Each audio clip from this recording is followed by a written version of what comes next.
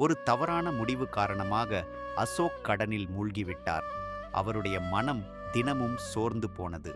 உறவினரும் நண்பர்களும் அவரை கேலி செய்யத் தொடங்கினார்கள். இந்த பையன் வாழ்க்கையில் ஏதாவது சாதிப்பானா என்று சிரித்துக்கொண்டே பேசினார்கள்.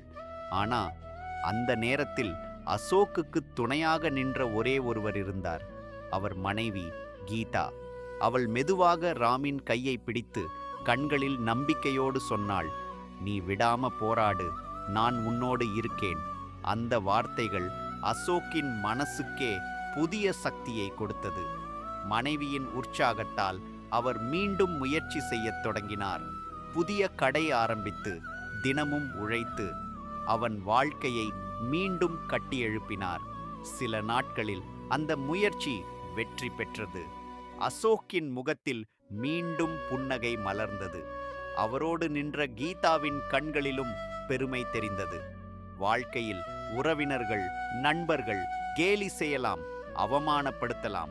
ஆனா மனைவியின் அன்பும் நம்பிக்கையும் இருந்தால் எந்த சிரமத்தையும் வெல்ல முடியும்.